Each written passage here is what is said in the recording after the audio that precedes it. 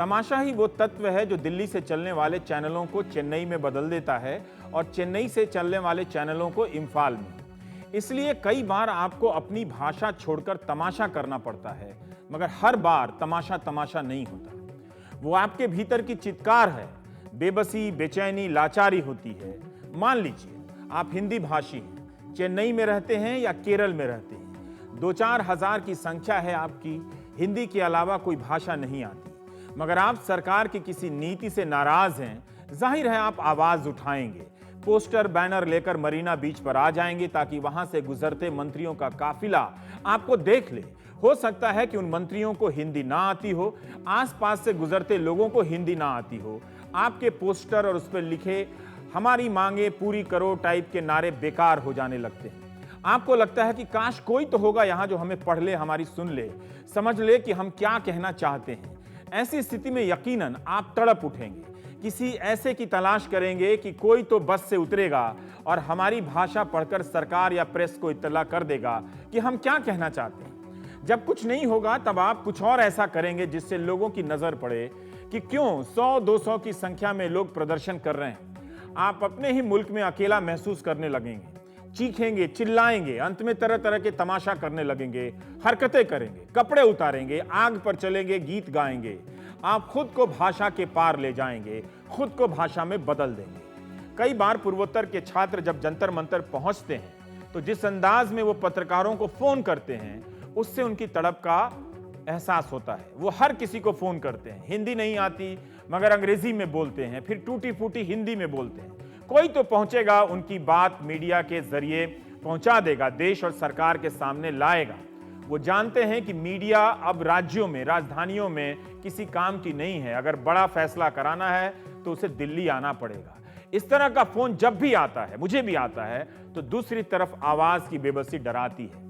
आपको मेरी बात भारी भरकम लगती हो तो इसे और आसान कर देता हूं। दिल्ली के जंतर मंतर पर कतारबद्ध बैठे इन लोगों को देखिए। इनके पास दिल्ली की मीडिया के लिए भाषा नहीं है, इसलिए इन्होंने अपने शरीर को ही भाषा में बदल दिया है। इनका शरीर, इनके कपड़े बोल रहे हैं। हम सब ने इसी जंतर मंतर पर दिल्ली के आसपास के किसानों का हुजूम देखा है, मगर तमिलनाडु के किसानों को शायद नहीं देखा है। इन्हें हिंदी नहीं आती, कुछ कुछ अंग्रेजी बोल रहे हैं, मगर वो भी मुश्किल से, लिहाजा इन्होंने अपने कपड़े उतार दिए हैं। महिलाएं सिर्फ हरे रंग के पेटीकोट में हैं, मर्द हरे रंग की लुंगी में।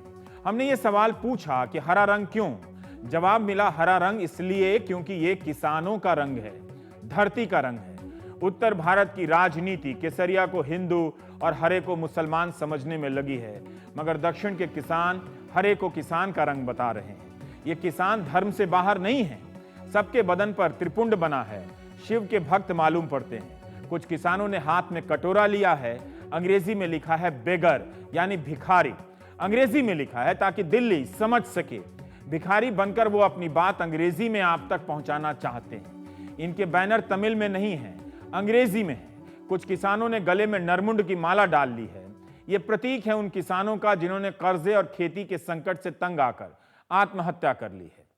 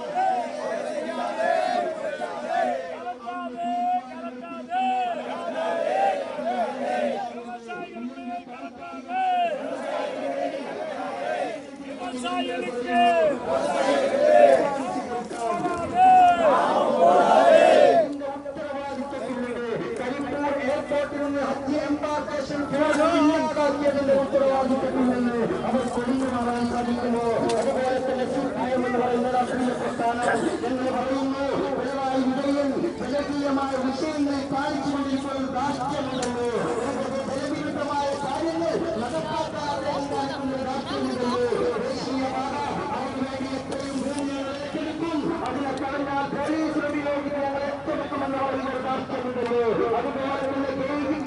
ഡിസിപ്ലിനുമായി ബന്ധപ്പെട്ട് മൂന്ന് നമ്മൾ ഏറ്റെടുത്ത് കൊടുക്കുമെന്ന് പറയാൻ കാണിക്കുന്ന ഒരു വാക്യമുണ്ടല്ലോ. ആ വാക്യത്തിന്റെ നിലവിൽ നിന്ന് കരിപ്പൂർ എയർപോർട്ടിലൂടെ സാധിക്കും. 100 की संख्या में आए ये किसान तमिल में नारे लगा रहे हैं। शायद ही इसकी आवाज दिल्ली के आसपास के किसानों तक पहुंचे। भारत में किसान किसान के लिए नहीं बोलता है, शहर किसान के लिए नहीं बोलता है। नारों की भाषा बदल दी जाती है तो भी इन्हें सुनने वाले लोग नहीं बदलते। हमारे सहयोगी मुन्ने भारती ने बहुत प्रयास किया कि किसी से बात हो जाए, किसी को तो हिंदी आती हो।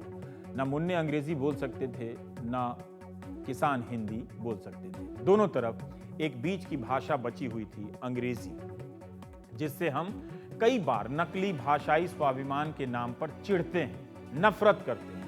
किसने सोचा था कि कर्ज से लदे किसानों को, आत्महत्या करने वाले किसानों को अंग्रेजी का सहारा लेना पड़ेगा।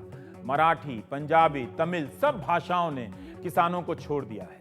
दिल्ली की अंग्रेजी अपनी अलग दहशत से डराती है। दिल्ली वाली अंग्रेजी कस्बे वाली अंग्रेजी को डराती है। मुन्ने भारती ने एक किसान से बात की कि वो क्या बोल रहे हैं। ये मत सुनिए इस वीडियो में किस तरह से बोल रहे हैं, उनके बोलने में जो टूटन है उसे देखिए।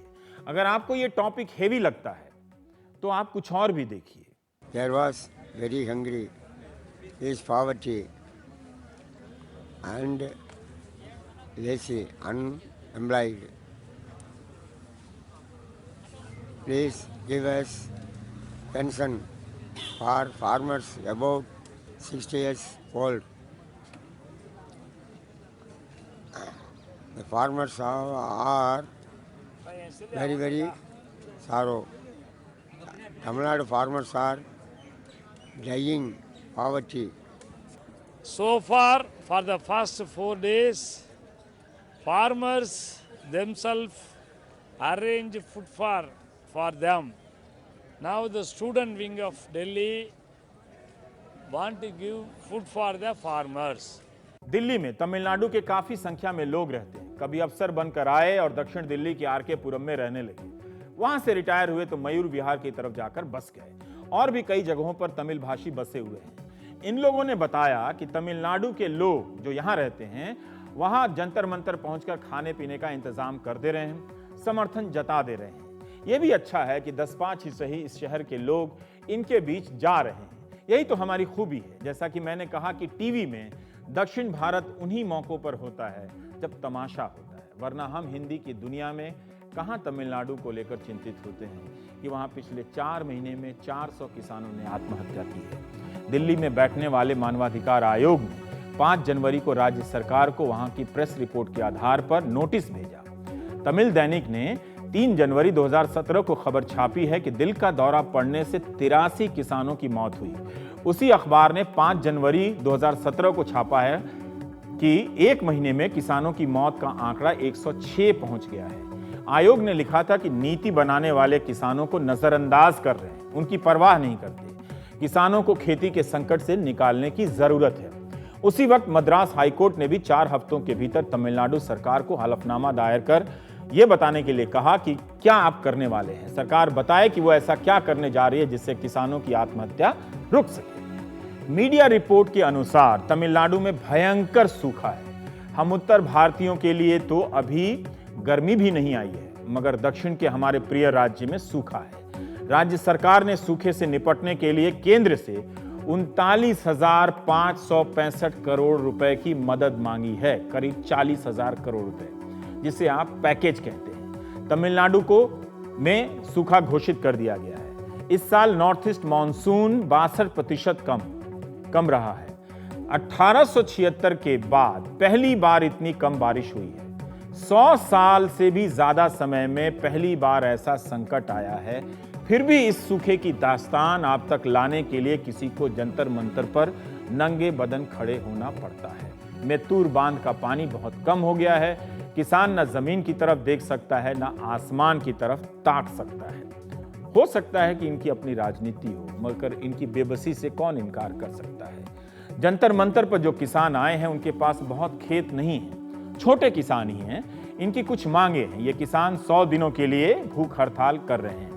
इनके पास हिंदी में एक पर्चा है जिस पर सबसे ऊपर लिखा है, किसान जो राष्ट्र को अन्न देते हैं उनकी आत्महत्या को रोकना। तमिलनाडु को रेगिस्तान बनने से रोकना, कावेरी नदी को सूखने से रोकना, कावेरी नदी के लिए प्रबंधन समिति का गठन करना, कृषि उत्पाद के लिए उचित लाभदायक मूल्य का निर्धारण करना। पर्चे में यह भी लिखा है कि दुख के साथ भूख हड़ताल। तो कितनी ईमानदारी है कि वो आपको आहत भी नहीं करना चाहते, उन्हें दुख है कि वो भूख हड़ताल कर रहे हैं। संगठन का नाम है दक्षिण भारतीय नदियां किसान संघ। हमारे लिए तो ये नाम भी नया है, नदियां किसान संघ। ये लोग नदियों को जोड़ने की मांग भी करते हैं। सुबह जंतर मंतर पर इन आंदोलनकारियों के लिए कोई समर्थन जताने आया था, उन्होंने हमारे लिए हिंदी में इनकी समस्या को सामने रखा है, जो हम आपको सुना रहे हैं। ये मद्रास से, तमिलनाडु से 100 से ज़्यादातर गरीब किसान लोग यहाँ आए हुए हैं, आके ये धरना में बैठे हैं। ये 100 दिन का धरना सोच के ये आए हैं। ये इनका डिमांड ये है, ये केंद्र सरकार जितने भी किसान की लोन है वो लोन सारे रद्द करनी चाहिए, क्योंकि अभी ये ड्राट के वजह से ये किसान अभी फार्मर्स एक्टिविटी टोटली ख़त्म हो गई है, इसीलिए ये लोन नहीं भर पाएंगे। इनके पास पैसा नहीं है, कुछ भी नहीं है, ये किसान का काम नहीं चल रहा है। ये इसी वजह से ये लोग परेशान हैं। अभी तक मद्रास में 400 से ज़्यादातर किसान लोग आत्महत्या किए हैं। इसे रोकने के लिए यहाँ पे 100 से ऊपर किसान के लोग, ये उनके नेता अय्याकनु जी यहाँ आए हैं, उनके तरफ से ये 4 दिन से ये आंदोलन चल रहा है। इस आंदोलन में ये 100 से ज़्यादातर किसान लोग यहाँ पे बगैर खाए पिए, यहाँ कोई देखने वाला यहाँ कोई नहीं है, यहाँ ठहरने की इनकी मुश्किल हो रहा है, या मच्छर में यहाँ सो रहे हैं, यहाँ पे सड़क में सो रहे हैं, यहाँ कोई देखने वाला यहाँ कोई नहीं है। या केंद्रीय सरकार, इनका मांग ये है, केंद्रीय सरकार जल्दी से जल्दी ये लोन सारे ख़त्म करनी चाहिए। जो भी अनाज यहाँ होता है उसका प्रॉपर या रेट निर्णय करनी चाहिए, ये सब इनका मांग है। इतने दिनों से किसानों के मसले को देखते हुए एक बात समझ में आई, भारत के किसान लाचार नहीं हैं। भारत के किसान राजनीतिक फैसला करना जानते हैं। वे अपने संकटों के हिसाब से राजनीतिक फैसला नहीं करते, बल्कि पूरे समाज के लिए फैसला करते हैं। वरना कई राज्यों में किसान किसी राजनीतिक दलों के लिए वोट ही ना करे। जंतर मंतर पर ही अपने सामान के साथ तमिलनाडु के ये किसान डटे हुए हैं। वही जंतर मंतर ही असली राजधानी है एक तरह से, भारत की समस्याओं का एकमात्र प्रतिनिधि स्थल।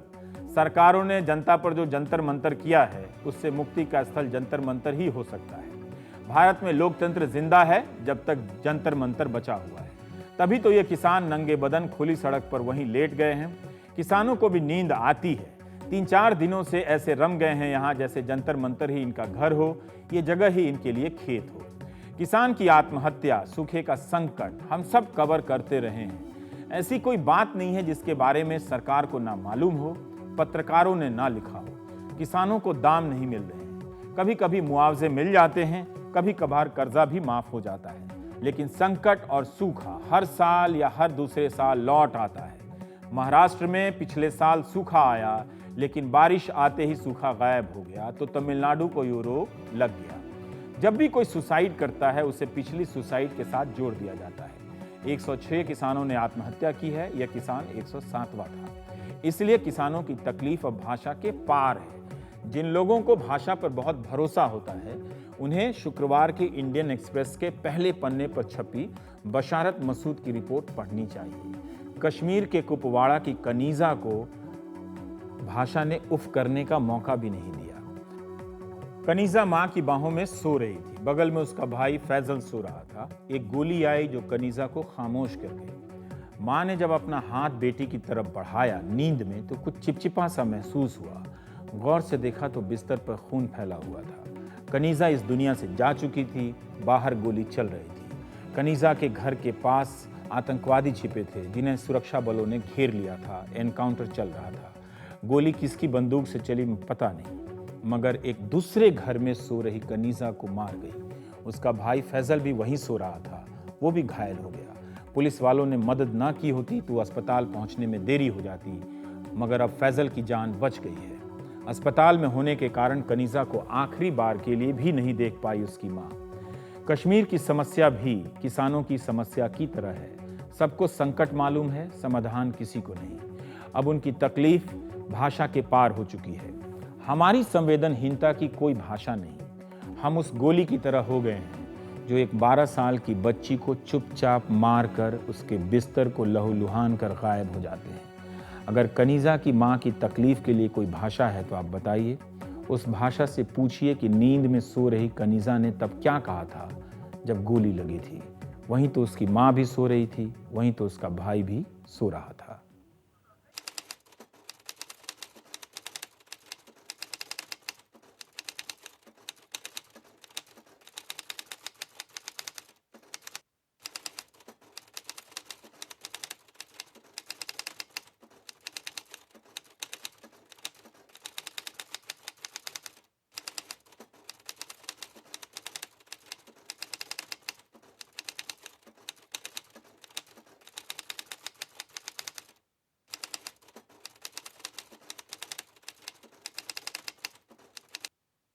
ये कनीज़ा की मां का बयान है, जिन्होंने इंडियन एक्सप्रेस के बशारत मसूद को इसी तरह बताया है कि कैसे उसकी इकलौती और बेहद प्यारी बेटी कनीज़ा मार दी गई। एनडीटीवी के हमारे सहयोगी नजीर मसूदी भी कनीज़ा के घर पहुंचे थे। एक रिपोर्टर के लिए कितना मुश्किल होता होगा ऐसे वक्त में लोगों से संवाद बनाना। अंधेरा सा कमरा है, कनीज़ा के भाई खौफजदा हैं। बहन अचानक कहाँ चली गई, ये उनकी समझ से बाहर है। 13 साल के असलम और 10 साल के जफर की आंखों में सब है, मगर उनकी बहन नहीं है। बहन मेरी इधर सोई थी ना, फिर फैरंग चली थी, फिर वो इतु लगी थी, इतु निकली, फिर वो मर गई। फिर हम छपे थे उधर। फिर एक इधर से आई, वो लगी मेरे भाई को, फिर वो जख्मी हो गया। गोली आवा थी उधर, हमें बाहर नहीं निकलने दे था। और हम अंदर फाके ना मारा सीधा। और मेरा भाई ना 8 हुए था। और मेरी बहन लगी थी गुफी में बंदूक। These children are traumatized after seeing their young sister dying helplessly after bullets flew into this house during a massive encounter in this remote village of Kupara. इसी खिड़की से 100 मीटर की दूरी पर एनकाउंटर चल रहा था। वो जो सामने अकेला खड़ा मकान दिख रहा है, उसी में कथित रूप से किसी आतंकवादी के छिपे होने की खबर थी। नसीर जब पहुंचे तो उस मकान से धुआं निकल रहा था। पुलिस का कहना है कि एनकाउंटर से पहले आसपास के लोगों को घरों से निकाल दिया गया था, मगर कनीज़ा का परिवार बाहर नहीं निकला। We have taken all the precautions, but anyhow, the stray bullet hit that host, and that resultantly that girl died on spot. घर दूर था, मगर गोलियां दूरी तय कर लेती हैं। एक हफ्ते के भीतर यह दूसरी घटना है। पुलवामा में भी एनकाउंटर की गोलियों का शिकार एक बच्चा हो गया। 15 साल का था, मारा गया। 5 मार्च को सोपोर में सुरक्षा बलों के कैंप के नजदीक विस्फोट होने से 4 बच्चे घायल हो गए। सबके पास तरह तरह की दलीलें होंगी। कुछ कश्मीर के एक्सपर्ट होंगे, कुछ सख्त बयान होंगे। इन सब के बीच गोली अपना रास्ता खोजते रहती है। वो किसी आतंकवादी का पीछा करते करते रास्ता बदल लेती है। कनीज़ा को क्या पता था, एक गोली उसके बिस्तर तक आ रही है। वक्त है एक ब्रेक का।